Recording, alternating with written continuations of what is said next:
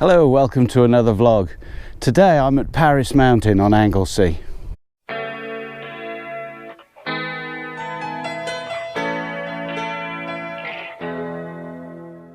Now this isn't really a mountain at all, it's barely a hill to be honest with you, but what there is here that's really interesting is a copper mine that dates back to the Bronze Age, and the whole of the landscape has been transformed by 4,000 years of mining.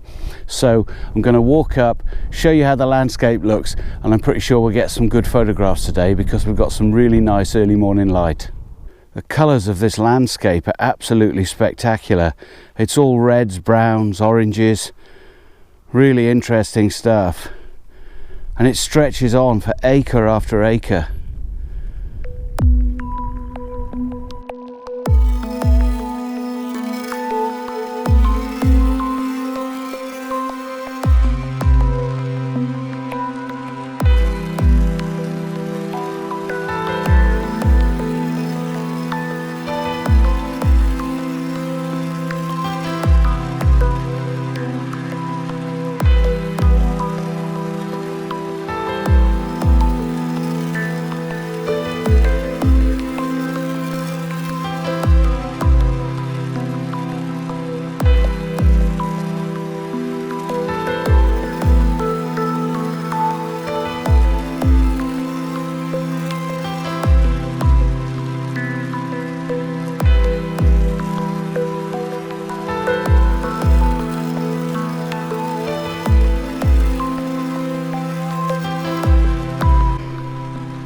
Copper mining really took off here in the 18th century, and by 1780 it was the biggest copper mine in Europe. The ore was sent down to Amlwch port about 2 miles away, and it was shipped up the Mersey to be smelted around Warrington and also down to Swansea. Anglesey copper was used on the hulls of all the British naval ships of that time, which made them faster and more manoeuvrable. So copper from this very mine was on Nelson's flagship Victory at the Battle of Trafalgar. Yay, go Anglesey! This tower behind me was the old windmill, which used to pump water out from the mine workings that go down as far as 300 metres. I've got the leading line running up to it to the footpath that I'm on at the moment, and it's quite nicely framed either side by the spoil heaps. So I've really been working this composition. It's a standard shot for photographers on Anglesey, but you usually see it in portrait mode because it's a tower and people naturally gravitate to that. I think it looks better as a landscape shot though, because it's not that tall a tower, so it all fits handily in the frame.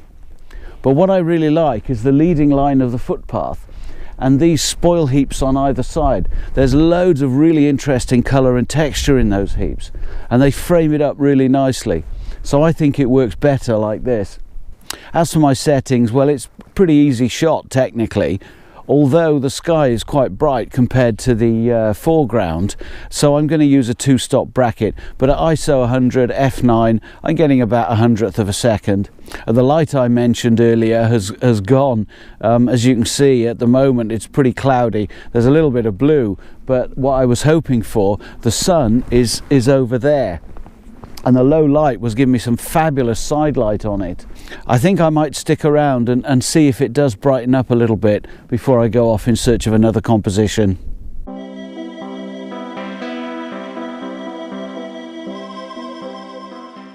Now most of you will know that I'm an active member of the fabulous Facebook group Landscape Photography on YouTube UK, and as you might also know, we hold a monthly challenge. This month's challenge is side light. And as I was walking back down past the tower, I noticed that the sun, which is really only about 10 degrees above the horizon, is lighting up the tower beautifully from one side. So this is my entry in this month's challenge.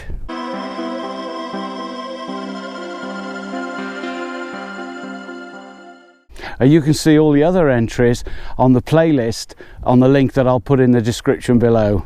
This really is an absolutely fascinating landscape.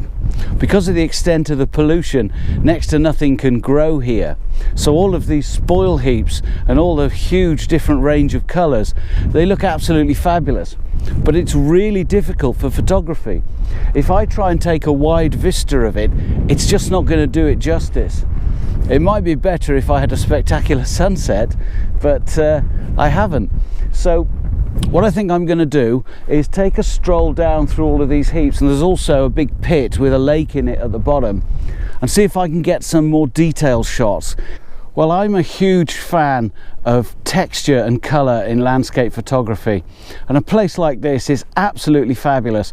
The colours are spectacular, especially with a low sun lighting them all up and creating all sorts of interesting shadows and dynamics within the landscape. So I've taken a series of shots, and I hope one or two of them turn out okay. So if you ever come to Anglesey and you fancy something a little bit different from the normal sort of thing you might expect to find, somewhere like Parys Mountain is well worth a visit. And if you're interested in the copper mining aspect of it, there's a really interesting little museum down on the quayside at Amlwch, just a couple of miles away. So I think that's about it for today. Thank you very much for joining me. It's been really interesting. I've enjoyed it. I don't know what's going to happen as far as the pictures are concerned, but anyway, thanks ever so much for joining me. If you're subscribed, I really appreciate it. Thank you very much. And if you haven't subscribed yet, why not do it now and join me next time? Cheers.